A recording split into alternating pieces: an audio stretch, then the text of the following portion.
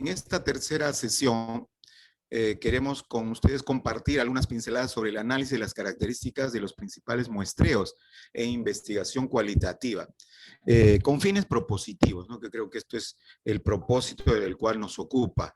Igualmente, en el tema de la motivación personal que hablamos la semana pasada, que es un factor crítico de éxito, quizás muchas veces ignorado en las tesis, y de la cual nosotros siempre tenemos que tener esa pregunta clarísima, ¿no?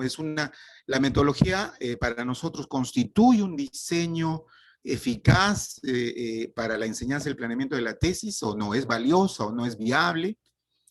Compartimos con el estudiante este espíritu innovador de motivación para poderlo desarrollar.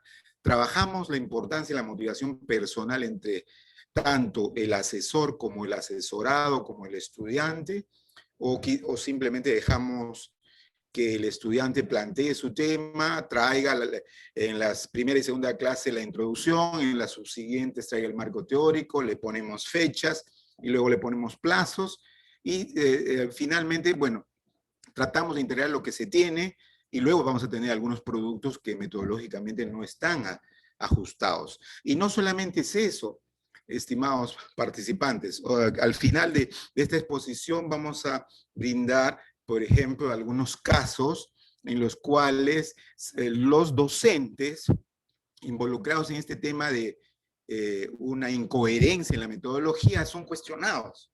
Y no solamente son cuestionados desde el ámbito de la universidad, sino a nivel de SUNEDO.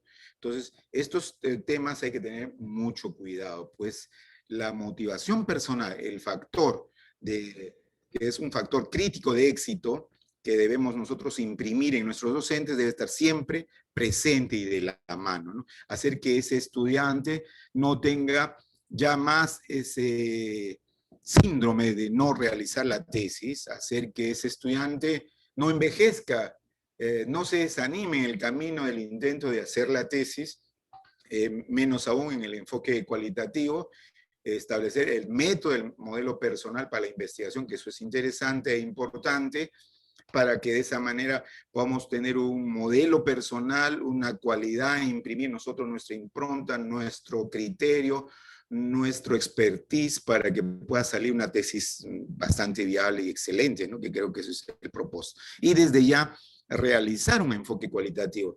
De 100 de las tesis de la universidad, 80 de ellas o algo más son con un enfoque cuantitativo y obviamos el tema del enfoque cualitativo cuando pues ya en los últimos tiempos imprime esa tendencia de incrementar aún más cada vez el tema del enfoque cualitativo porque nos da otras experiencias igualmente saludables de las cuales se habla en el ámbito cuantitativo, pero desde el ámbito cualitativo podemos ver ya con un carácter mucho más personalizado, con un criterio de hermenéutica, con un criterio que quizás va de la mano de la utilización de métodos, ¿no? Que los cuales te brindan una aproximación mucho más correlacionada a la persona, al sujeto, que es el actor básico en la investigación. Entonces son temas que considero yo que son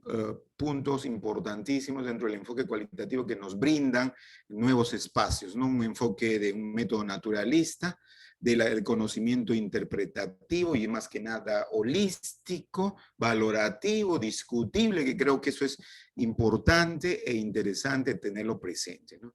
Desde ya esta aproximación a la investigación cualitativa, que esta ya viene a ser prácticamente el corolario de todo lo que pudimos hablar en las dos videoconferencias anteriores, y las cuales muy bien ustedes también han brindado sus espacios de opinión y sus trabajos de ejercicios, y desde ya recomendando para concluir en esta etapa que se complete ese ideal para que luego se le certifique en este esfuerzo de motivación de pinceladas del enfoque cualitativo. Veamos que hay pues criterios interesantes, hay también temas epistemológicos, axiológicos, que van de la mano, como se reitera, desde el ámbito valorativo, holístico, hermenéutico, integrador, y desde ya, pues lógicamente con un espacio de transformación interesante e importante, ¿no?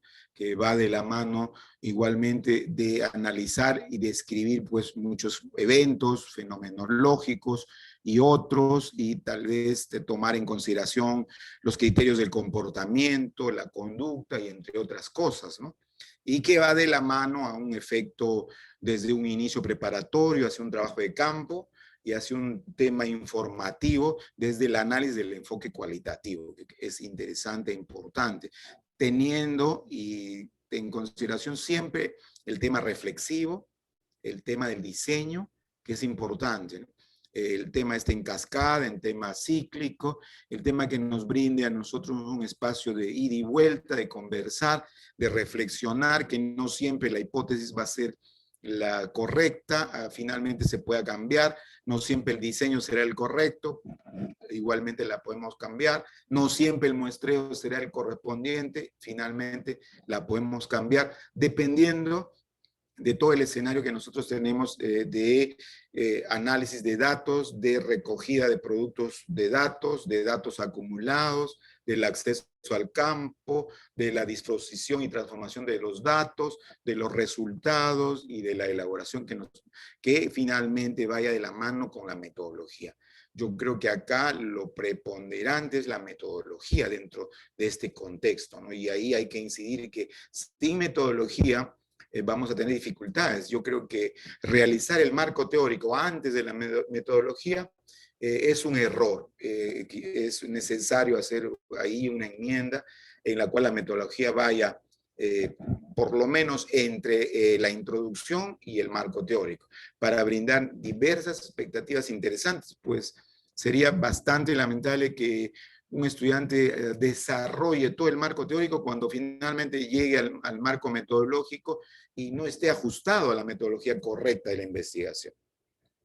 Eso podría, pues, inclusive desincentivar el espíritu que tiene el estudiante, ¿no? El maestrando, el doctorando. Entonces, para ello, considero que la metodología es prioritaria, incluso conversarla en simultáneo desde el primer momento del acercamiento que se tenga a cada uno de ellos, que eso es interesante e importante, ¿no? El investigador debe, pues, lógicamente, tener una etapa preparatoria, multicultural, ¿no? Para que tenga también todo el espacio suficiente de criterios conceptuales que sean parte de su investigación, que eso igualmente es importante, esa etapa reflexiva que refiero y que recalco, donde el investigador intentará, pues, ¿no?, clarificar, determinar el tópico de su interés, describir las razones por las que elige el tema.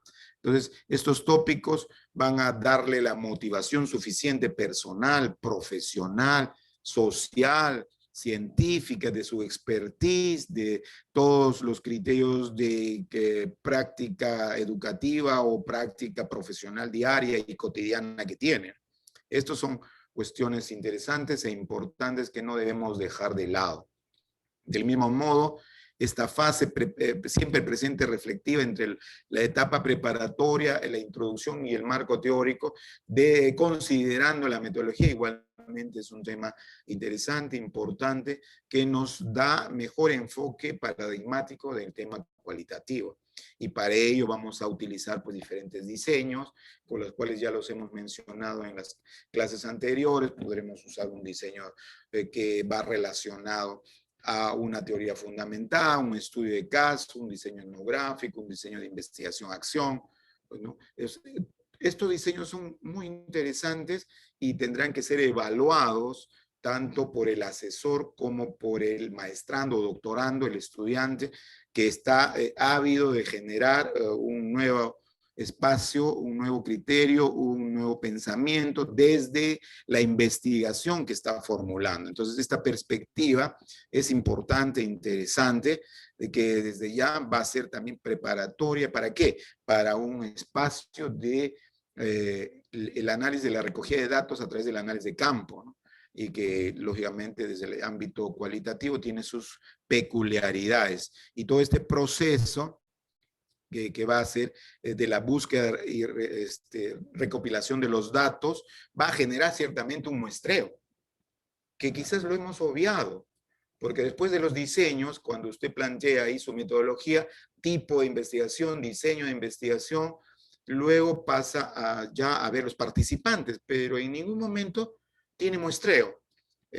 Como esto, bueno, hay que entender lo que esté in situ dentro de la metodología, dentro del diseño, ¿no? Y estos muestreos van a tener siempre por característica dentro del ámbito del enfoque cualitativo el carácter intencional, dinámico y secuencial. Intencional, pues definitivamente es el investigador, es el asesor, quienes van a inducir, quienes van a motivar, quienes van a considerar que hay que establecer ciertos criterios para definir la intencionalidad de lo que yo quiero, de lo que yo busco, de lo que yo pretendo, desde el enfoque metodológico el cual yo estoy adoptando.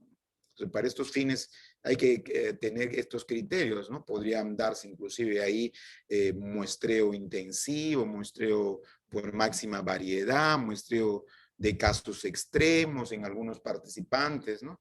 Pero eso dependerá circunstancialmente del carácter intencional y del carácter, además, no solamente intencional, dinámico y secuencial, sino no probabilístico, que es el eje básico del enfoque cualitativo, a diferencia del enfoque cuantitativo que pues tiene un muestreo probabilístico.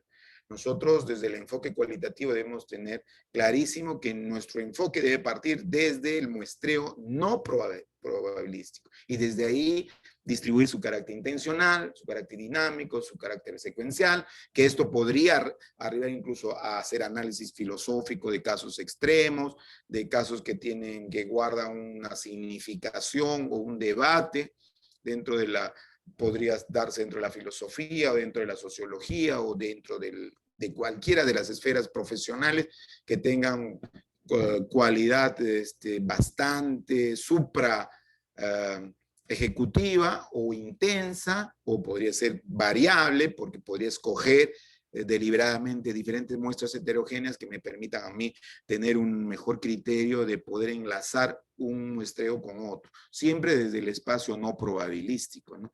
Y eso va a ser importante porque va a, dentro de la reflexibilidad y dentro del acceso al campo y dentro de la recogida de datos, se va constantemente, si es necesario, a reestructurar, a rediseñar para darle la significación y la perspectiva que se aspira, que creo que también eso es interesante, importante, y darle ciertamente sin obviar el rigor de la investigación, de los criterios de suficiencia, la adecuación de los datos, y ubicando, ¿no?, los puntos en tensión, los puntos de falencias, los puntos conflictivos, los puntos de ocurrencia, los eventos, dependiendo del diseño. Por eso que el diseño es preponderante. Y creo yo, muchos de nosotros, ¿no?, incluido yo y muchos de ustedes, ya luego del diseño, luego de la metodología, en el ámbito del enfoque cualitativo, muchas veces obvian el tema del muestreo. Pero el tema del muestreo corrobora, ayuda, profundiza aún más el diseño, el cual ustedes han adoptado frente a la investigación, a la recogida de datos.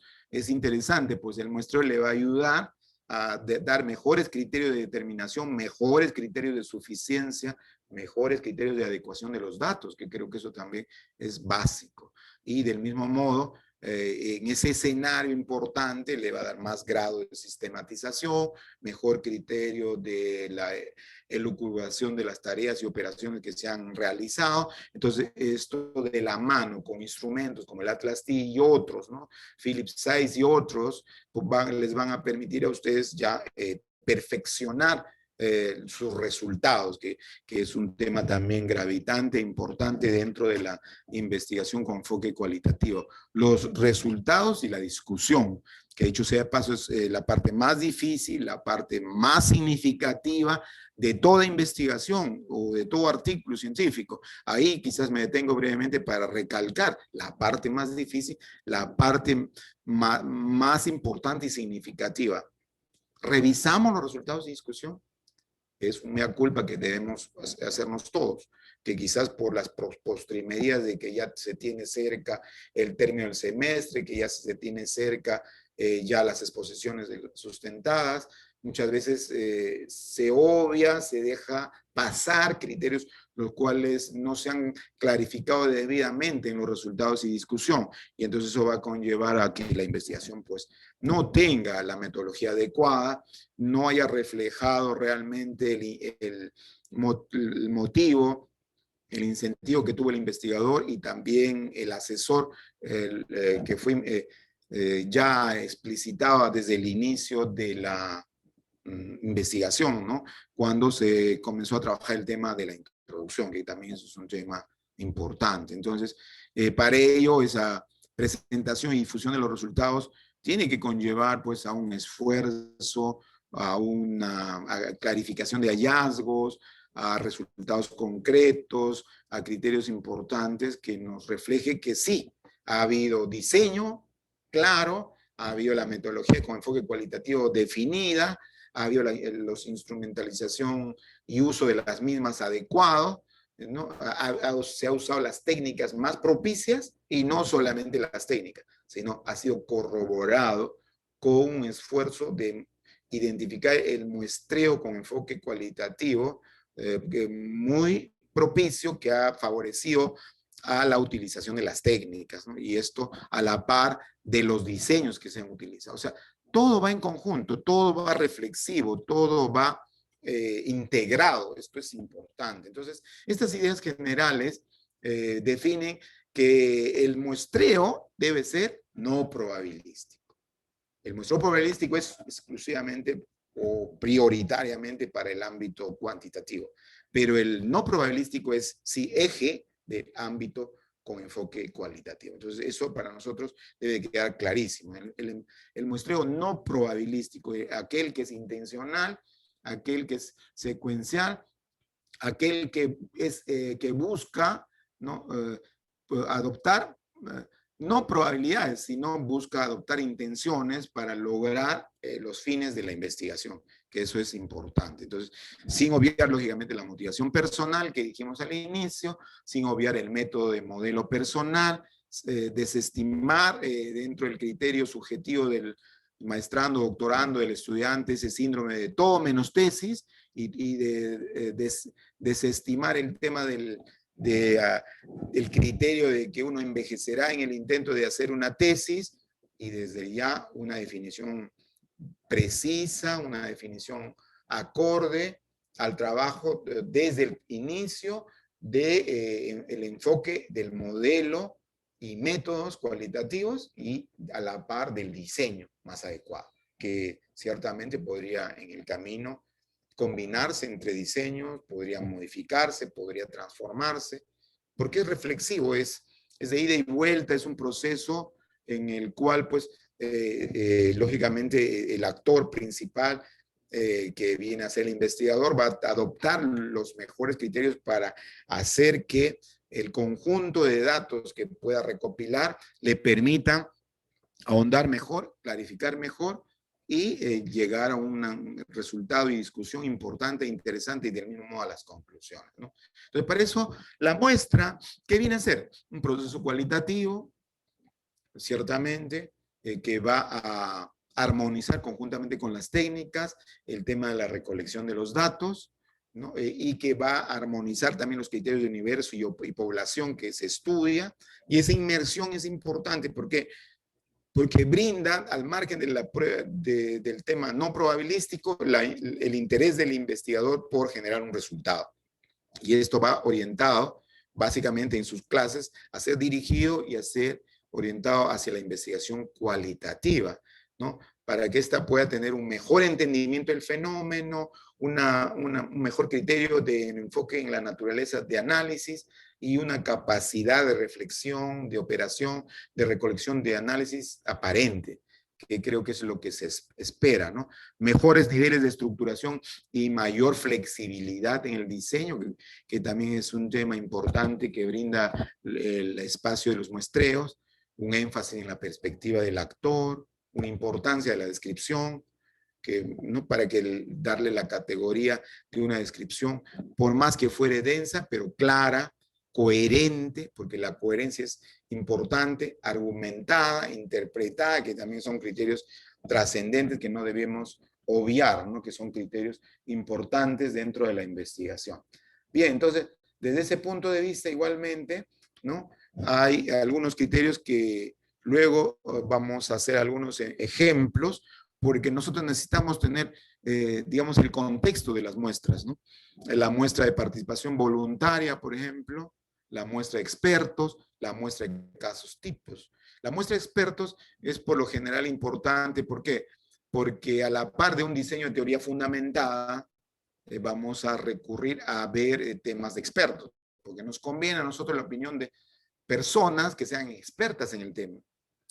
Por ejemplo, si yo hago una investigación en derecho, que es el área en la cual yo mayormente domino, voy a recurrir para ver un tema de violencia familiar, para ver un tema de sicariato, para ver un tema civil respecto al matrimonio gay o para ver un tema civil respecto a los criterios de evaluación frente a los daños generados por las negligencias médicas a propósito de la pandemia y los criterios que tienen, digamos, los profesionales sanitarios frente a su atención a los pacientes, los cuales podrían devenir en daños. Entonces, ¿qué necesito? Una muestra de expertos, porque mi entrevista como técnica no sería tan apropiada si no tengo expertos. No simplemente necesito participantes voluntarios, ¿no? Necesito expertos, porque son los expertos en la línea que yo considero apropiada el que me va a brindar mejor espacio. Expertos en derecho civil, jueces, por ejemplo, o abogados que conozcan el tema si yo quiero ver los daños generados por negligencia médica, si estos son de riesgo o estos son subjetivos, es decir, voy a ver un análisis si hay culpa, si hay dolo en ese accionar. Entonces, tendría la necesidad de hacer una muestra de expertos. Es por ello que este enfoque cualitativo de teoría fundamentada, es decir, que yo quiero contrastar con el diseño que referente a los tópicos teóricos y lo que dicen los juristas, por ejemplo, desde el ámbito de una negligencia médica, yo tengo que contrastarla con la técnica, pero esa técnica que es de enfoque cualitativo, que habla de la entrevista, tiene que estar de la mano con el muestreo. Pero este muestreo tiene que ser un muestreo dirigido, un muestreo intencional, un muestreo no probabilístico, un muestreo que te da o te indica un criterio de muestreo de expertos, porque no podría ser un muestreo de participantes voluntarios, a diferencia que el muestreo de participantes voluntarios, por ejemplo, es muy clásico para el tema de salud, ¿no?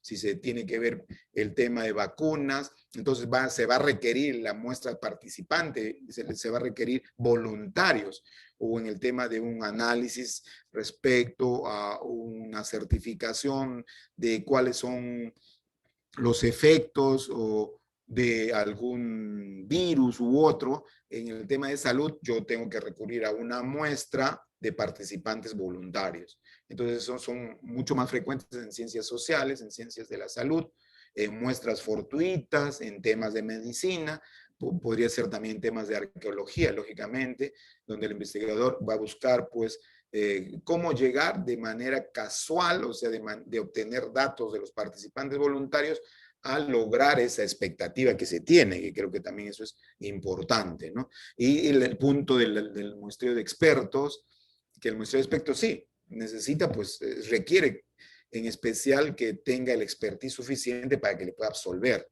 Y un muestreo de casos tipo, que es utilizado en un tipo cualitativo, exploratorio, donde la riqueza, la profundidad, la calidad de la información es importante, ¿no? O sea, casos tipo, casos relacionados, podría ser también una relación que haga yo de estudios de caso, porque esos estudios de caso inductivo, abductivo, me permiten a mí, desde el conocimiento de esos tipos de casos que son homologados, o sea, homogéneos, que se parecen, que tienen las mismas características, pueda yo trascender en no necesariamente tener una gran cantidad de población de muestreo. ¿Por qué? Porque esos casos tipos son homologados y son los mismos que podrían incrementarse a lo largo de la investigación, ¿no? No necesariamente debo yo recurrir todavía a una gran población, porque prácticamente de manera automática se satura. O sea, ya es un muestreo por saturación, lo cual teniendo aún más de esos mismos tipos de casos, no me va a brindar ningún otro espacio mucho más clarificante, ¿no? Esto también igualmente desde el ámbito del derecho, yo puedo identificar, pues yo encuentro casos tipo a través de jurisprudencia, ¿no? Y la jurisprudencia y resoluciones. Entonces, si esa jurisprudencia tiene igual connotación en el ámbito laboral, por ejemplo, o sea, si se está viendo en el ámbito de la secuencia en la cual el trabajador pueda lograr ser reintegrado a su centro laboral, ¿no? Repuesto en su actividad laboral. Entonces, hay ya jurisprudencia que lo llaman, y así como jurisprudencia vinculante, es decir, que eso ya es un caso tipo. Y utilizando ese efecto vinculante, yo no necesariamente voy a tener que juntar una gran cantidad de casos laborales, ¿no? Sino simplemente casos tipo que me permitan a mí de manera cualitativa establecer un estándar que me refleje inductiva y abductivamente un análisis que a la par refleja en el estándar global. Es lo mismo. O sea, porque de nada me serviría juntar más, pues ya va a ser la misma investigación, va a tener los mismos efectos y los mismos criterios, ¿no? Entonces, hay también esta expectativa. Y estos temas centrales del muestreo no probabilístico a la par son importantes. ¿Por qué? Porque se está determinado teóricamente. Hay que hacer esta definición importante de si es que aún es de teoría fundamentada, abarca diferentes dimensiones, es intencional, como dijimos a un inicio, pues uno tiene que inducir hacia cuál de estos muestreos serían los más apropiados, los más viables, los que mejor se ajusten al diseño de la investigación que yo he adoptado, y no necesariamente es preespecificado, y abarca no solo quién, cuándo, dónde, sino también cómo, ¿no? O sea, cómo realizar esta experiencia. Entonces, estos criterios son importantes porque estos me reflejan a la vez a otros tipos de muestras, ¿no? Orientadas a este tema, a la par que es intencional, no es aleatorio. Podríamos ver que puede ser muestras homogéneas, como decíamos, o sea, que son prácticamente símiles, o podría ser muestras en cadena, o sea, que yo necesariamente debo recurrir a otras fuentes para que me puedan absolver asuntos los cuales no tenía en mente, ¿no? No los tenía claros dentro de mi investigación en cadena, porque voy a recurrir todavía a ver si hay algún otro propósito de otra probable solución al respecto, o también si hay otro grupo de personas que tienen un mejor criterio de análisis respecto a la normativa del sicariato, a la normativa de la falta de seguridad. Entonces, quizás podría recurrir a otra que tiene otra connotación o tiene otros criterios que me pueden ayudar a establecer un muestreo en cadena, o sea, algo que es diferente al que es homogéneo, que es homologado, que es lo mismo, que para eso se satura y podría tener uno o dos. En cambio, en cadena es porque ya encuentro otras nuevas innovaciones de criterios que voy a tener, lógicamente, que considerarlo como si fuera los criterios en cadena, ¿no? O de casos extremos, como dijimos en un inicio, son muestreos ya cuando tienen un criterio bastante sui generis, o sea, bastante especial, tiene que ver con teoría fundamentada, tiene que ver con un análisis filosófico, un debate, por ejemplo, en el tema de la convergencia de la justicia y la igualdad, y donde hay una gran discusión entre el tema de John Rawls y algunos otros que hablan sobre la justicia social, por ejemplo. Entonces ya son casos que van a imprimir, buscar muestreos de mayor profundidad, ¿no? A esto a la par voy a tener que buscar expertos para poder absolver esos casos. ¿no? O, bueno, teóricas que sí, definitivamente son investigaciones que están centradas en el diseño de base de teoría fundamentada y que se conoce como muestreo teórico, pues me va a ayudar a través de los expertos a definir cuestiones conceptuales, a darle la significación correcta de lo que yo estoy analizando, y de esta manera me va a permitir a mí, por conveniencia, porque es precisamente que puedo yo recibir quizás muestreos a través de participantes expertos, pero en diferentes líneas. Como si yo tengo un análisis teórico de saber la negligencia médica en los sectores sanitarios y la repercusión de las mismas, entonces yo por conveniencia puedo ver a los médicos como tales, para que ellos me puedan decir si realmente existe presunción de que ellos generan un daño, si ese daño es por riesgo y lo debe asumir el Estado o quién lo debe asumir, ¿no? En nuestro país no tenemos ni siquiera esta investigación, por ejemplo. Pues ya en otros países de Latinoamérica se ha establecido de que en los casos de contaminación por COVID, el Estado está obligado a un resarcimiento. Y un resarcimiento que simplemente se oficializa, se materializa luego de la certificación que falleció por una contaminación o por un contagio del COVID, ¿no? Eso no lo tenemos. Acá simplemente va a salir a la palestra el ministro o alguien del gobierno autorizado para decir, pido disculpas, que fue una omisión, pero las disculpas no subsanan, no resarce. Las disculpas no tienen nada que ver con el resarcimiento del daño generado. En el derecho, una cosa es disculparse y otra cosa es resarcir. Yo puedo disculparle a alguien, pero el resarcimiento no obvia. Es decir, la obligación de resarcir sigue latente, ¿no? Y entonces eso es importante. Y ahí, como decía Freddy, ¿no? El Estado es civilmente responsable del resarcimiento, pero vemos procesos civiles de resarcimiento, todavía habría que demandar cuando esto ya debe oficializarse por ley, ¿no?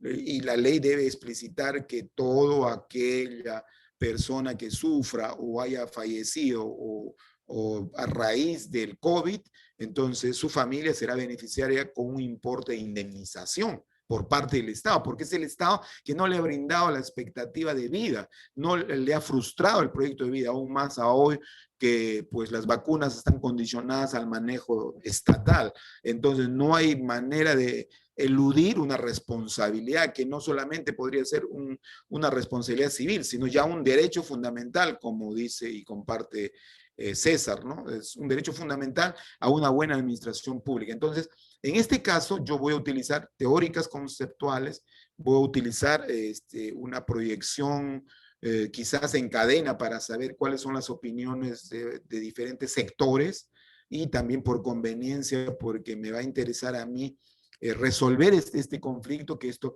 por lo menos de alguna manera podría paliar el dolor de las familias, ¿no? Porque dicho sea paso, el daño moral se dice que no es cuantificable, pero en el derecho te obligan a cuantificar. Entonces, por eso que sucede en muchos casos en los cuales que alguien diga, a mí me dañó moralmente, entonces, ¿cuánto es mi indemnización por el daño?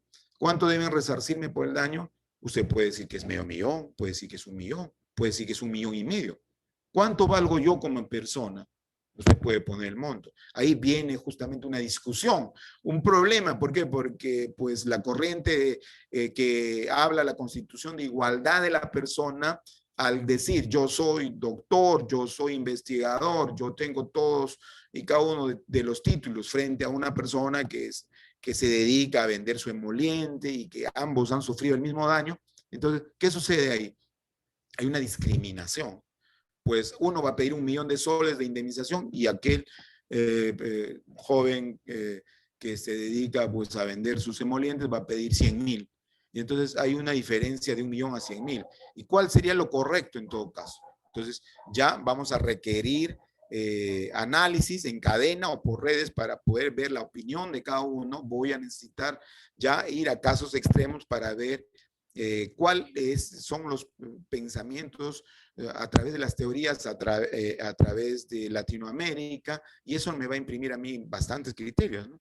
Un criterio importante, por ejemplo, es en el tema del día a día, el tema del movimiento del tráfico diario de vehículos en la ciudad, ¿no? Nosotros vemos que hay un tráfico intenso, nadie respeta las leyes, y entonces, ¿qué leyes deben ser aplicables? ¿Cómo debiéramos hacer nosotros un estudio para hacer que el conductor asuma ser potencial dañador? Pues basta que pueda atropellar a alguien o él debe responder. Asuma de que debe responder las normas, debe responder los requerimientos de tránsito, asuma de que debe responder la velocidad en la cual se imprime el vehículo y los requerimientos de a cuántos kilómetros por hora debe transitar en diferentes calles. Entonces, acá hay casos sumamente importantes dentro de esa problemática. ¿Cómo tengo que reducir? ¿Cómo tengo que internalizar esas externalidades? Entonces me van a exigir a mí hacer análisis por conveniencia de expertos. ¿Por qué? Porque estos expertos me van a brindar a mí diferentes criterios y ahí podría yo utilizar diferentes puntos de vista interesantes para poder absolver estos criterios. O sea, en síntesis, digamos, aparentemente podríamos ver esto algo conflictivo, algo tal vez muy teórico, pero en sí es parte del aspecto cognitivo y es parte del desarrollo, es justamente el ámbito cualitativo. El ámbito cualitativo es el pensar mejor, el diseñar, el considerar la mejor aplicabilidad, a diferencia ciertamente del cuantitativo, que ya tiene normas bastante definidas que me permiten a mí, digamos, definir, acoger, tomar los procedimientos y muestreo que más me convenga, de acuerdo a cómo se presenta. En este caso, en el cualitativo, necesariamente tengo que ver por conveniencia, por oportunidad, si fuera caso extremo, si es de ámbito de teoría fundamental, teórico, si es en cadena porque tengo que tomar diferentes opiniones, si es homóloga porque tengo ya los mismos criterios que se saturan en algún momento y con ello tengo suficiente entrevistas las cuales me motiven. Puede ser que la motivación de la explicación del resarcimiento por expertos, algunos señale de que eso tiene que recurrirse a otro ámbito que sea el ámbito civil. Entonces yo tengo que recurrir ya en cadena a ver jueces experimentados en derecho civil para que me aclare si realmente eso debe ser una indemnización civil o debe ser un resarcimiento obligatorio del Estado, sin recurrir ni al civil ni al penal. O sea, ni a ninguna de las prerrogativas, ¿no? Ya como un derecho fundamental, como un derecho propio de la administración pública. Entonces, esos criterios son importantes. A ello, estas muestras van a darnos a nosotros luces importantes para hacer este trabajo, ¿no? Como ya lo dijimos, de muestras homogéneas, muestras de cadena, muestras de caso extremo, muestras teóricas, o muestras confirmativas porque yo necesito corroborar lo señalado en la entrevista por expertos. Mi muestreo era por expertos, pero no es suficiente. Yo requiero corroborar con algunas otras fuentes que me confirmen si realmente lo señalado es lo correcto. O puede ser que en ese desarrollo de la entrevista haya surgido nuevas ideas, nuevos planteamientos que yo no los había cogido. Entonces voy a tener que utilizar una muestra por cadena, o sea, buscar a otro experto o a otro entrevistado, ¿no? O otro informante para que él me pueda absolver esas inquietudes de investigación que me motivan. Entonces, siempre de la mano que sea un muestreo no probabilístico, un muestreo intencional y muchas veces utilizando muestras por conveniencia, o sea, algo que se ajuste más a las expectativas de mi investigación. Pero esto va de la mano de ¿qué? De tener un claro expertise, de tener claro la especialización que uno tiene al área. No es posible que tengamos, por ejemplo, asesores, por decir en derecho, que son ingenieros. O yo, por ejemplo, ir a ingeniería, que soy abogado, a dictar metodología o diseño cualitativo, ¿no? Pues no tengo esa expertise. voy a tener gran problema en definir cuáles son los criterios. Quizás teóricamente conozca, pero no voy a poder motivar, no voy a poder acompañar en su ejercicio. Entonces, el tema de especialización es sine qua non, o sea, vital, sí o sí. Yo les comento simplemente una experiencia en caso de un maestrando que presentó un proyecto en el cual se señalaba el habeas corpus traslativo y su importancia en el contexto de la evaluación del Distrito Judicial de Lima Norte. Y entonces el asesor le decía, pero esto no es importante, tienes que buscar un tema importante, un tema de relevancia. Y ahí surge la idea de aquel maestrando que bueno, fue una cuestión inconsciente que le pregunta al asesor, pero doctor, ¿usted conoce qué es el habeas corpus traslativo? Y bueno, él se quedó ahí mutis, porque no sabía qué era habeas corpus traslativo. ¿Algunos de nosotros conocemos qué es habeas corpus traslativo? Solamente un abogado. Y abogado en derecho constitucional, porque abogado en general puede saber qué es habeas corpus, pero no habeas corpus traslativo. Y entonces, ¿es de importancia?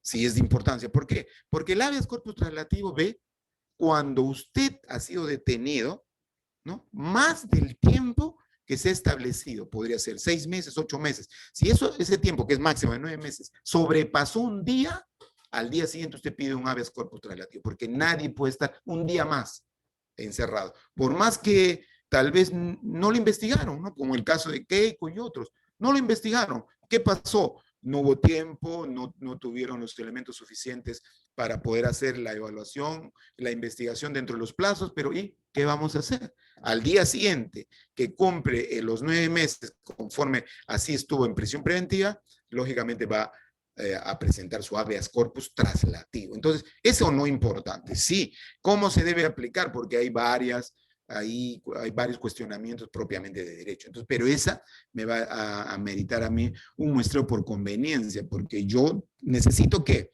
buscar estudios de caso, buscar resoluciones, buscar, en todo caso, si tengo técnicas de entrevista y si tengo técnicas de estudio de casos o si tengo técnicas de fuentes documentales, por mi conveniencia relacionados a problemáticas de habeas corpus traslativo, porque no necesito simplemente habeas corpus, no me sirve, pero traslativo sí.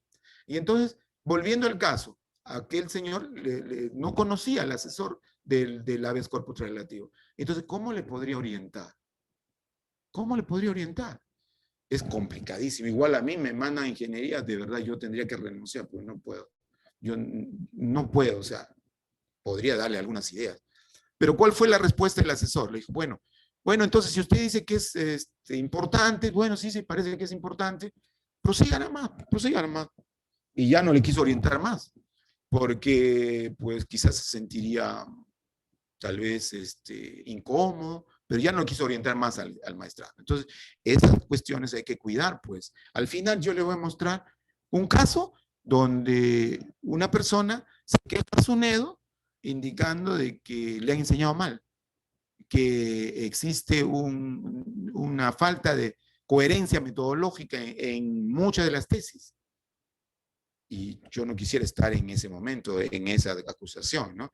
Porque a la par que la universidad le va a pedir a usted explicación, le está pidiendo otra explicación, un tercero le está pidiendo una explicación, tal vez ya la SUNEDO. Entonces, estos criterios son importantes. Entonces, aquí César igualmente señala, el asesor debe ser también especialista temático.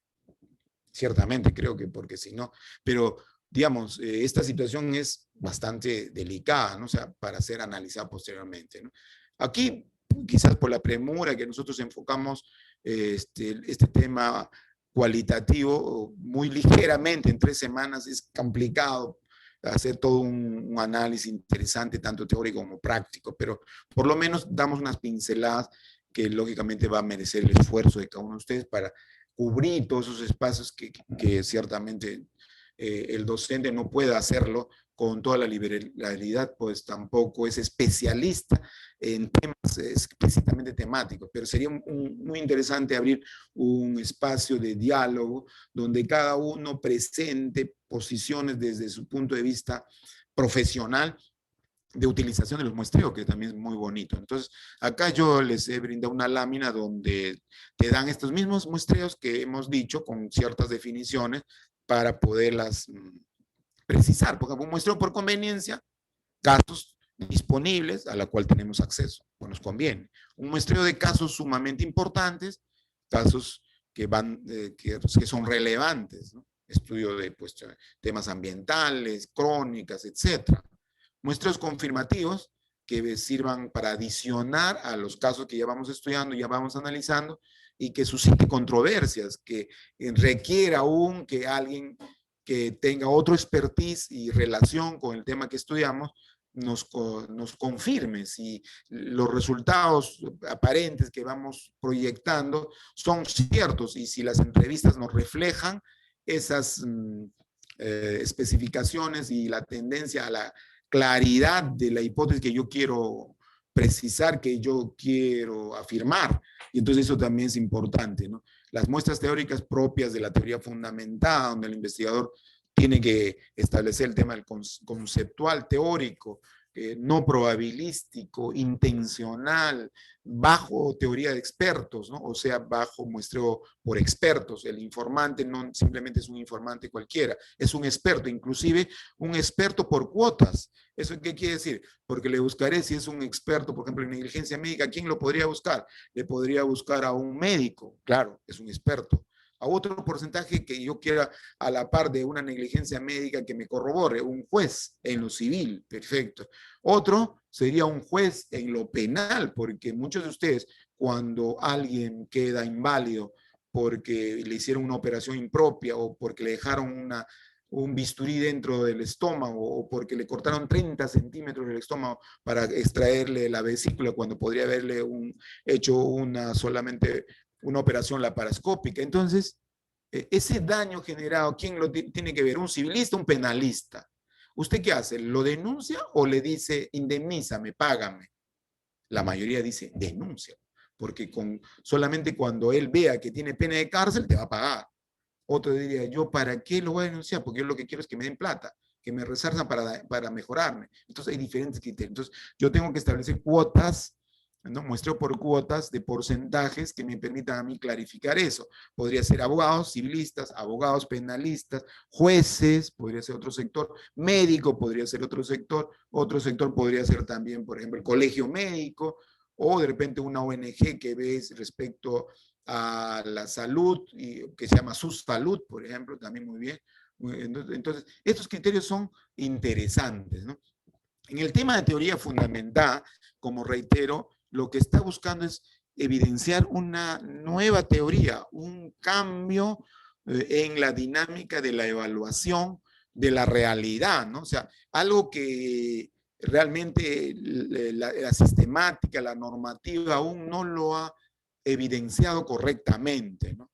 Si usted tiene un daño, yendo al mismo ejemplo, un daño por negligencia médica actual, le dejan un bisturí en su estómago, le cortan 30 centímetros cuando en realidad es una operación mínima, laparoscópica, y usted no puede inclusive caminar 2-3 semanas porque lamentablemente tiene un tremendo corte que va a requerir más adelante una cirugía plástica, y entonces ¿es o no factible y pasible de indemnizar, de resarcir? ¿Qué dice la ley? Dice que sí es resarcible por causalidad, o sea, tengo que mostrar que hay una causalidad adecuada. ¿Hay una relación causal entre el daño generado por el médico frente a su expertise por negligencia, por impericia o porque realmente estaba anodadado, confundido? Sí. ¿Y entonces eso qué viene a ser? La causalidad adecuada como teoría, si queremos explicar la teoría fundamental. Esa es la causalidad adecuada. O sea, yo debo, dentro de mi expertise como médico, utilizar el historial clínico correcto para hacer la operación que corresponde. Y si ahí decía que debe hacerse la operación laparoscópica, yo no le puedo cortar los 30 centímetros. Es lo mismo que sucedió en ese caso Sabogal, ¿no? Que en vez de operar la pierna enferma, le opera la pierna sana. ¿Y después qué hace? Como ve que hay una circunstancia grave, el médico no sale a decir, oiga, a ver, ¿quién es el familiar acá de la persona, del paciente tal? ¿Quién es? ¿Por qué? Yo soy. Dice, mire, ¿sabe qué, señorita, joven? Me equivoqué. ¿Sabe qué pasó? Le corté la pierna sana. y no la enferma. ¿Le podría decir como médico? ¿El médico le va a decir eso? Jamás le va a decir. ¿Por qué?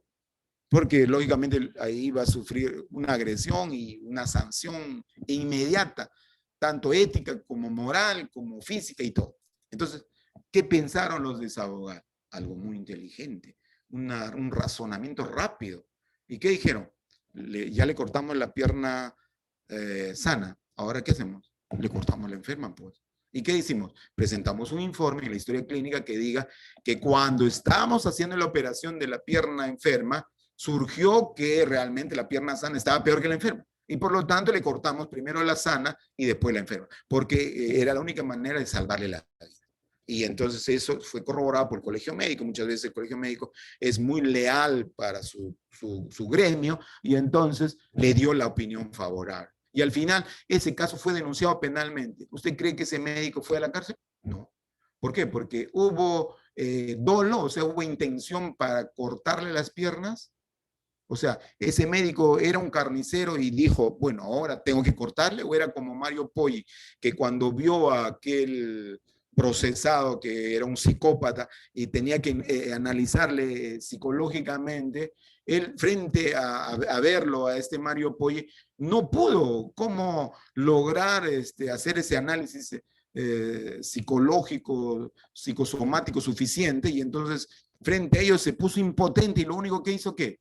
Es matarlo, asesinarlo. Y después dijo, he logrado con ello realmente salvarle a la población, salvarle de este criminal potencial, ¿no? Porque lamentablemente yo me di cuenta en ese momento que él era el homicida. Pero ¿dónde está? O sea, sale de su margen, ¿no? En este caso de Mario Poggi, ¿era penal o civil? Había intención, claro, pero en el ámbito de la negligencia médica, de haberle cortado las dos piernas, no había intención, aunque podría ser que por no avisar a la familia, sí, se habría generado una intervención. Entonces, esa es una teoría que puede resolverse con qué tipo de muestra. Es teoría fundamental, pero podríamos usar una muestra confirmativa para ver el tema, podría usar una muestra de expertos, podría usar incluso una muestra de cadena o redes para que me puedan opinar, o muestras homólogas de casos de denuncias de negligencia médica que a diario hay. Pero, ¿cuándo sería una muestra en extremo, de caso extremo? O una muestra en la cual necesita teoría fundamentada como diseño único. Cuando, por ejemplo, una señorita, quiere tener un niño, pero bueno, no encuentra, digamos, al hombre ideal, y entonces va a la clínica que hace fertilización in vitro y ve un modelo de un padre por catálogo y contrata un semen congelado y le hacen la fertilización in vitro. Entonces, esa señora o señorita va a concebir bajo fertilización in vitro. Nace el niño al estilo, modelo, como ella quería. Luego, cuando ya es jovencito, tendrías 16, 17 años, habían pasado 17 años, comienza ese jovencito, su hijo, a sufrir problemas cancerígenos que probablemente son problemas que pudo haber sido hereditarios. Y entonces, yo puedo demandar a esa clínica que hizo la fertilización in vitro para que me indemnice porque voy a gastar ingentes cantidades de dinero en recuperar la salud de mi hijo, ¿no? Y es mi hijo, lo quiero tanto, tiene 17 años, está en la plenitud de su vida. Entonces, ¿qué dice la ley? Dice que no. ¿Por qué? Entonces no hay justicia. La ley dice que la causa tiene que tener una conexión entre el hecho y el daño. Hay conexión entre el hecho cancerígeno del joven al de los 17 años con la fertilización in vitro de hace 17 años. ¿Hay conexión? ¿Directa? No. ¿Adecuada? No. ¿Qué tipo de conexión hay? Hay probabilística, o sea, probablemente puede ser. Pero nuestra legislación no acoge la probabilística. Pero sí la acoge, por ejemplo, Francia, la acoge de Alemania, la acoge Italia. Italia tiene el daño probabilístico, pero nosotros no. Entonces, como nosotros no tenemos, a esa persona que va a gastar ingentes cantidades de dinero en clínicas para el tratamiento de su hijo, nadie le va a cubrir menos aún le va a resarcir el daño a aquella clínica que hizo la inseminación artificial, que probablemente no verificó correctamente ese semen congelado. Entonces, ahí tenemos clarísimo un tema de teoría fundamentada, donde necesariamente voy a tener que utilizar incluso muestras confirmativas a través de comparaciones, y mi muestra es teórica eminentemente, es por expertos, es por conveniencia, es realmente intencional, e inclusive podríamos decir el caso extremo, porque no es común. Y entonces, igualmente podría ser un tema de contaminación ambiental, ¿no?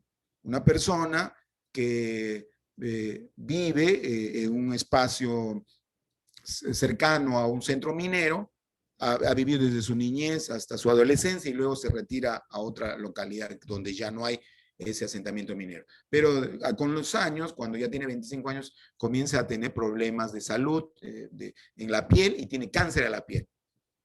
¿Ese centro minero debe indemnizarlo? Claro que sí. ¿Pero qué dice nuestra legislación? Dice que tiene que ser causa adecuada. Pero hay una causa probable de que sea, sí. Pero como no se ha definido la causa probable, no podemos indemnizarle. Y entonces nosotros al final decimos, ¿en Perú hay justicia? No hay justicia. Entonces ahí, por ejemplo, es un tema de investigación interesante para ver un tema de teoría fundamental en caso extremo, pero ya tendría que recurrir a la legislación comparada francesa, italiana, que sí contiene incluso las Naciones Unidas respecto al daño ambiental, que debe ser probabilístico. Ya lo dice. Inclusive ahora último, la ley ambiental ya señala que el daño es probabilístico, pero nuestra legislación no. Hay un problema. Hay que adecuar. Porque hay un principio también, por ejemplo, para el tema de la aplicación de las leyes, que dice el principio de legalidad. O sea, ¿eso qué quiere decir? Nullum crimen, nullum pena sine ley. ¿Eso qué quiere decir? No hay pena ni cárcel ni nada si no está en la ley. O sea, yo habré hecho cualquier cosa, de repente estará mal éticamente. Así como dice el señor Vizcarra, ¿no? Podría ser mal éticamente, pero eso no está en la ley. Por lo tanto, como no está en la ley porque es algo nuevo, entonces nullum crimen, nullum pena sine ley. No vale, pues. Nadie me puede hacer nada. Podrán sancionarme éticamente, podrán sancionarme moralmente, pero no civilmente, no penalmente, no, la justicia no llega a ese nivel. Entonces, necesito ¿qué? Reformar, necesito actualizar mi norma, entonces necesito teoría fundamentada, entonces necesitaré ya hacer un análisis importante de muestreo, ¿no? Por conveniencia. Entonces, son criterios interesantes, importantes, que yo les transmito dentro de mi expertise en la línea jurídica, ¿no? Que dicho sea paso, no será suficiente en este momento, pero cada uno de ustedes también tiene su expertise profesional que puede acondicionar al unísono de los criterios que yo le brindo para poderlo ajustar mejor, ¿no? Entonces, estos casos, como hemos dicho, podrían ser típicos o podrían ser atípicos. ¿Cuándo se llama que son típicos?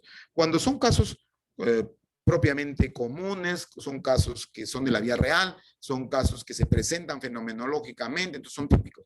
Pero podría ser un caso atípico, algo que no estaba contenido ni en la norma, no estaba contenido en los principios. Entonces, ¿qué hay que hacer frente a ello? Entonces, ese es un tema también de la tipicidad y tipicidad que se debe recurrir a la selección por cadena, que decíamos que sí es necesario recurrir a otros más, porque se ha evidenciado cuestiones que no estaban establecidas inicialmente, ¿no? Entonces, y al muestreo por cuotas, porque voy a necesitar sectorizar, ¿no? Si de repente quiero hacer una evaluación en el sistema de salud, voy a necesitar cuántos porcentajes de varones, de mujeres, de jóvenes de cierta edad, de damas y jóvenes varones o niños. Entonces, si yo estoy sectorizando, voy a tener que usar un muestreo por cuotas.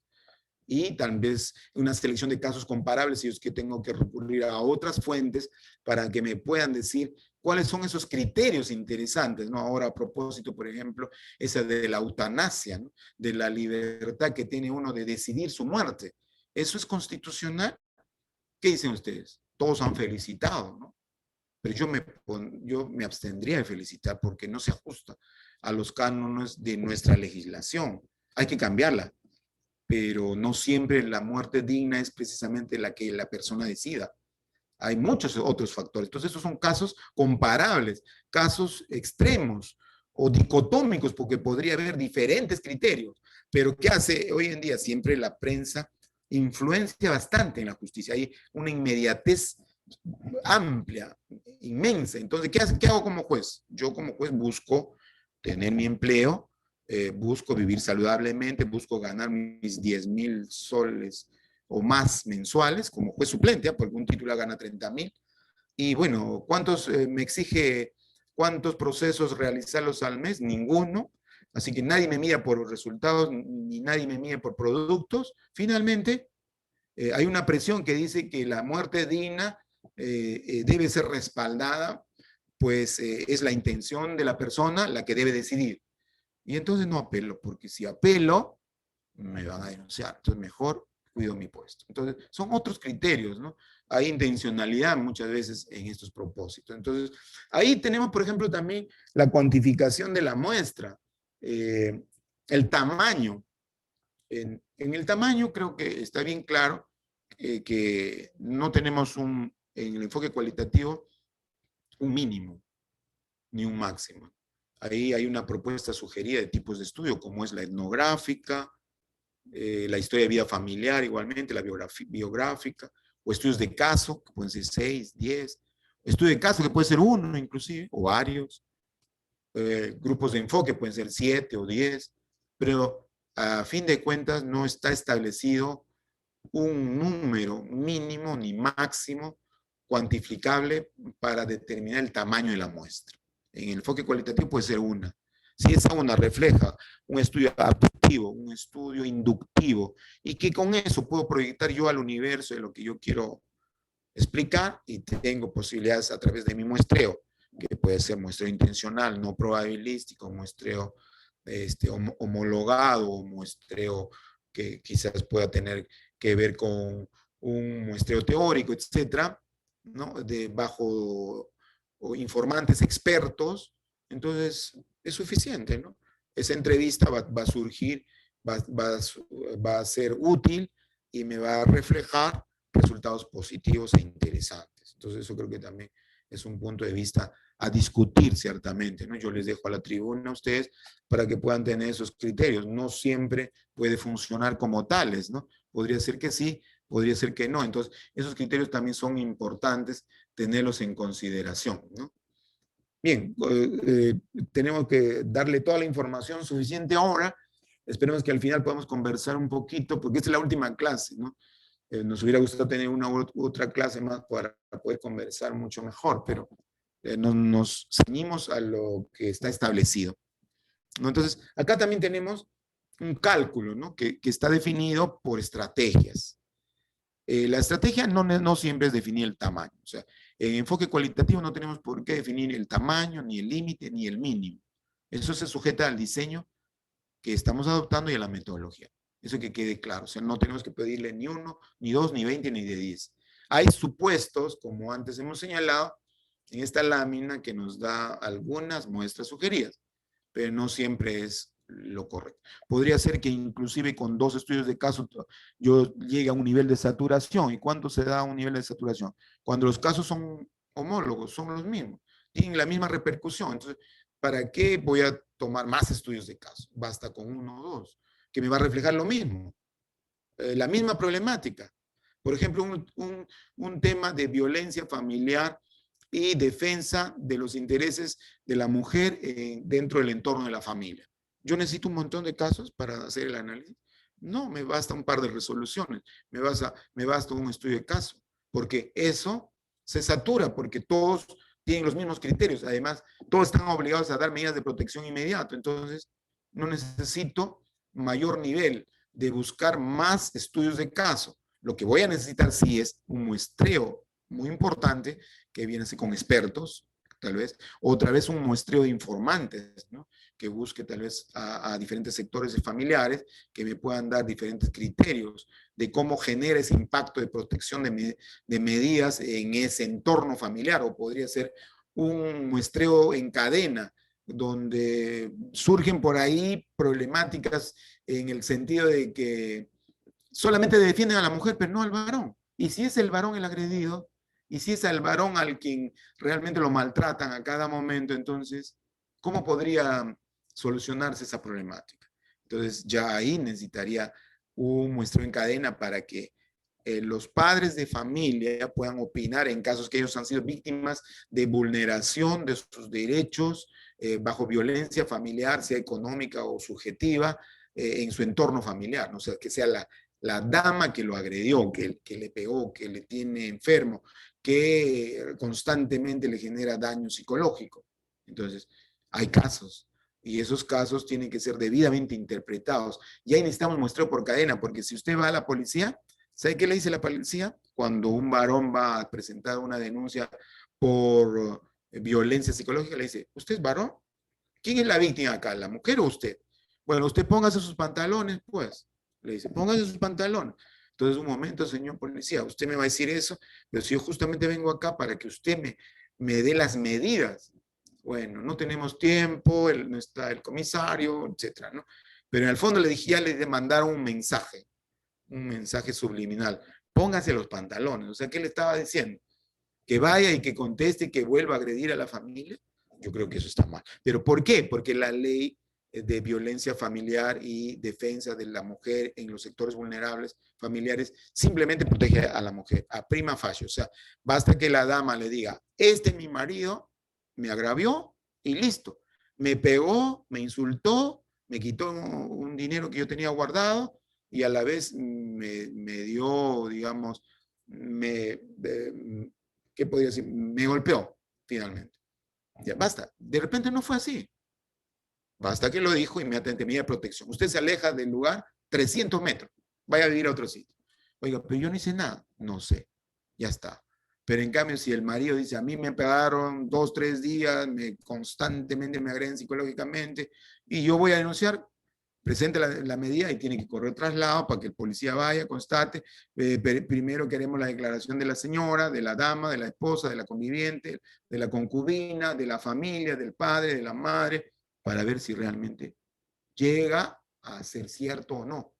Y hasta eso sigue la agresión. Incluso ya lo botaron de la casa, incluso ya le quitaron sus títulos, incluso se tomaron todas sus cosas y lo botaron sin nada. Y después le dijeron, oiga, si tú no pagas, automáticamente no te voy a devolver ni tus títulos profesionales ni tus documentos particulares. Entonces, esa agresión no te respalda automáticamente ni la policía ni el juez, porque no está establecida. Entonces, es una discusión que va a necesitar un muestreo en cadena para ver cuál es la reacción del entorno familiar en ese aspecto. Entonces, también son criterios importantes. El criterio de saturación, como dijimos ya, ¿cómo se estima la saturación? Porque ya prácticamente me es innecesario conseguir más muestreos, o sea, no necesito ni fuentes documentales como tipo de muestreo, ni un muestreo no probabilístico intencional, porque ya todas sus declaraciones son suficientes. Entonces, eso también tiene que ver con análisis importante, técnico, lógico, que vayan respaldados, como dice acá la diapositiva, de un diseño de trabajo del participante, de las expectativas de los recursos que contiene y de la técnica que estoy utilizando. Yo creo que también eso es muy prioritario. Entonces, el cálculo del tamaño de la muestra va siempre circunscrito en precisamente no definir el tamaño de muestra. No es necesario, como dijimos. Eso será y dependerá del diseño, del análisis y la orientación que nosotros le hemos imprimido a nuestra investigación, de la metodología que hemos adoptado, y el criterio de saturación inclusive se verá relacionada al tema de teoría fundamental, si existe ya suficientes elementos de muestreo, sea por expertos, sea por fuentes documentales u otros que suficientemente respaldan mi investigación, o por técnicas que ya con su propio criterio ya le dan las estrategias suficientes, los recursos, los informantes participantes, el diseño y, digamos, el muestreo en su cálculo es suficiente como una población que se ajusta a lo que yo requiero intencionalmente. Que esa puede ser variable inclusive, o sea, puedo incrementarla más o disminuirla según mi investigación. Entonces, estos criterios finalmente dan siempre algunas ideas, ¿no? Esas ideas van relacionadas a las inferencias que yo tengo que imprimir, al tema del diseño que tengo que adoptar, que se ajuste mejor al nivel de comprensión de lo que pretendo como propósito, y que a la decisión del muestreo también se ajuste los diseños que yo estoy estableciendo, que el tamaño de la muestra vaya según el nivel de estructuración que quiero desarrollar. Si es que ya se satura, entonces no es requerible, pero podría ser que sí, un tema de un estudio, por ejemplo, de hacinamiento en los penales, voy a necesitar un tamaño de muestra que sea suficiente para que tenga un número por lo menos de 20, 30, 40 informantes, según fuere el estudio o el diseño que yo quiero adoptar para poder establecer quizás un diseño etnológico, un diseño de historia oral, ¿no? O biografía oral o biografía de vida, no sé, dependiendo de lo que yo quiero analizar. Entonces, este tema de población y muestra, de población muestreada, en el enfoque cualitativo, como estamos viendo, no es preponderante. ¿Es interesante? Sí. ¿Hay que tenerlo en consideración? Claro que sí, pero en razón a mi tipo de muestreo no probabilístico, como hemos visto, porque es importante para el trabajo, y en relación básicamente al diseño que yo estoy adoptando. Entonces, la muestra en el proceso cualitativo implica cualidades, como hemos visto, así a grandes rasgos y pinceladas rápidas, cualidades bastante peculiares, ¿no? Que me permite inclusive reformular la muestra. No necesariamente me puedo quedar con lo que inicié. Podría ser que estuve yendo bien, pero hay otro muestreo mucho más interesante que me puede ayudar a obtener mejor los datos que necesito para mis resultados y discusión. Entonces, ahí puedo tener en cuenta esa reformulación. Pero sí debo tener presente, ciertamente, mi capacidad operativa de recolección y análisis, el entendimiento de ese fenómeno y la naturaleza de ese fenómeno. Tres cosas importantes. La capacidad operativa de recolección, o sea, me permite ese tipo de muestreo conseguir lo que yo estoy persiguiendo como propósito dentro de mi investigación. ¿Quién lo tiene que ver? Tanto el aspirante, tanto el estudiante, tanto el maestrando y doctorando, como yo como asesor. O sea, ambos tenemos que ver si existe esa capacidad operativa de recolección. Y por eso que es muy importante que nosotros como asesores tengamos claro ese espíritu de motivación de poder aconsejar mejor a nuestro asesorando, hablar con ellos vía Zoom, quizás hasta en horarios no solamente sincrónicos, sino asincrónicos, pero tratando de darle el estímulo suficiente y no decirle, bueno, hoy día reviso introducción, hoy día reviso marco teórico, hasta mañana tiene plazo para que me presente 10 hojas del marco teórico conforme está establecido en la guía. No, o sea, eso de nada va a servir porque todo lo que hice fue absurdo. Por más que lo haya parafraseado, por más que haya cumplido lo que dice el Turnitin, pero no se ajusta a la metodología, no se ajusta al diseño, no se ajusta al muestreo que yo estoy persiguiendo, y todo eso al final de nada me sirvió todo el trabajo de marco teórico que hice. Y eso desincentiva realmente al investigador, porque no se le brindó, digamos, el expertise, la capacidad operativa suficiente a un inicio, ¿no? Y eso creo que es importante. Y el entendimiento del fenómeno, o sea, por eso que ahí muchos de ustedes decían, necesitamos que haya especialización temática, ¿no? Pues quizás podría ser un especialista bastante homólogo en el tema de ciencias sociales, que puede ver temas de todas las ciencias sociales, derecho, psicología, etcétera, ¿no?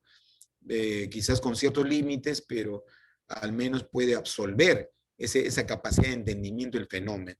Y la naturaleza del fenómeno bajo análisis, ¿no? Que también es importante, porque eso ya le va a permitir a ubicar cuál es mi diseño que estoy adoptando, cuál es el mejor diseño que se ajusta, o qué combinación de diseños voy a realizar, o qué combinación de muestreo voy a utilizar, porque también podría combinarse.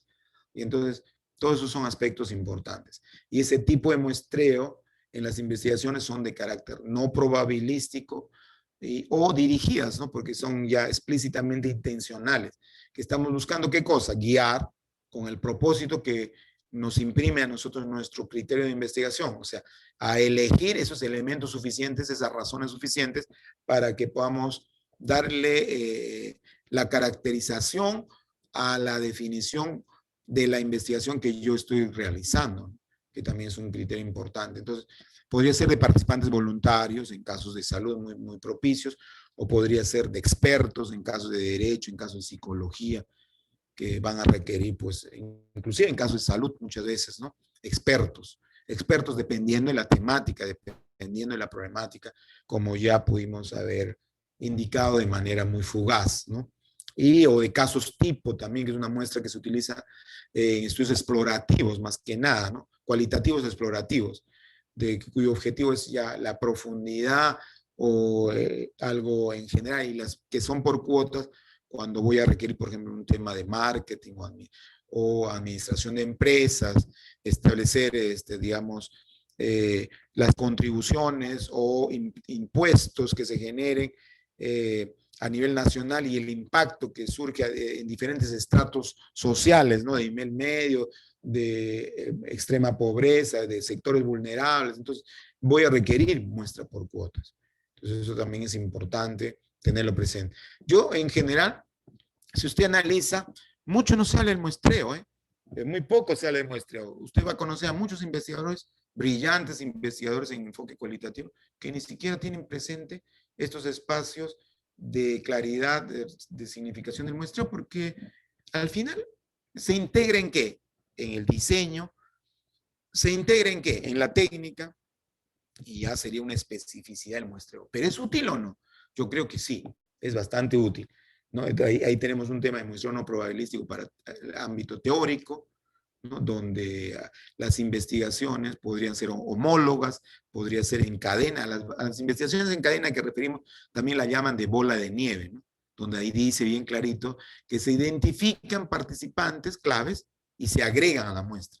¿Por qué? Porque necesito aclararla, necesito absolver algunas dudas que se presentaron.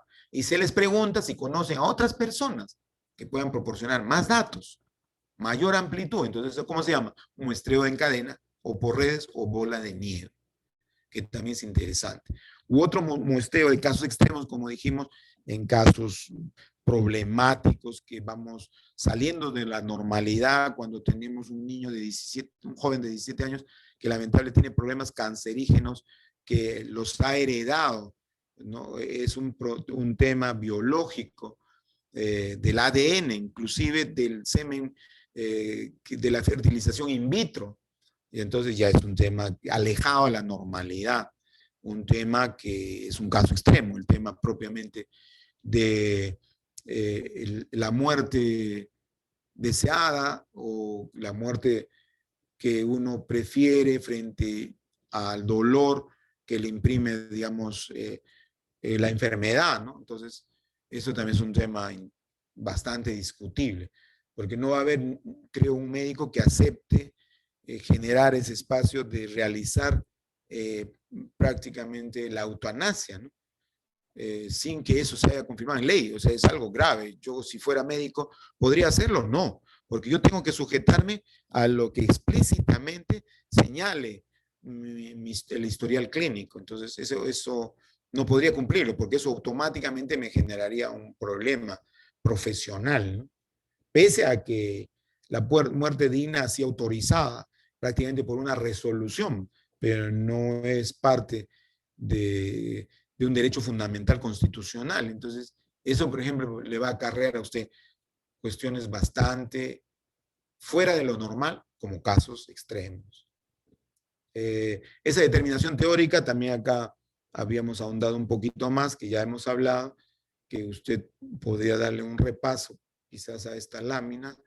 Entonces, debemos tomar decisiones de muestreo a diferentes escalas, ciertamente podríamos hacerlo, o orientados hacia la investigación cualitativa tal vez, y podemos abarcar incluso diferentes dimensiones del contexto, o sea, podemos combinar muestreos, como dijimos.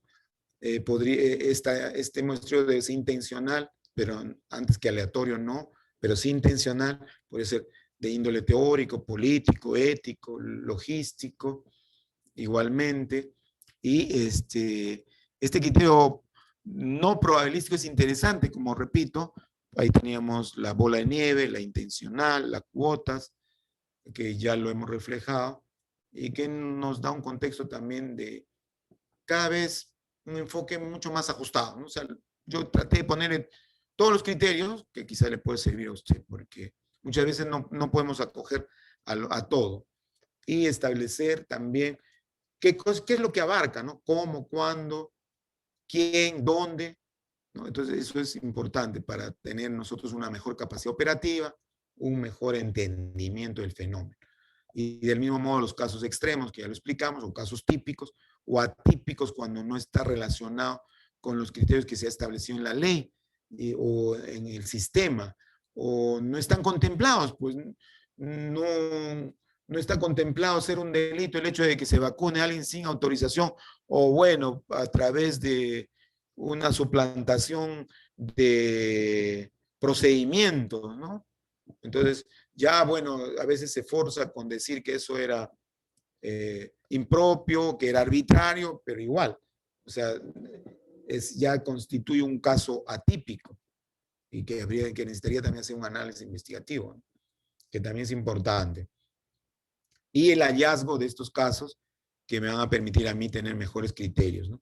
¿Para qué? Para ver que pues sean casos tal vez no comunes o casos de cierta trascendencia, casos que generan inmediatez, casos que lamentablemente con la prensa como un cuarto poder se influencie tanto que el magistrado va a preferir resolver como la opinión general así lo prevé, ¿no? Escuchando a la corriente de opinión y no escuchando al derecho, que también es un tema importante, ¿no?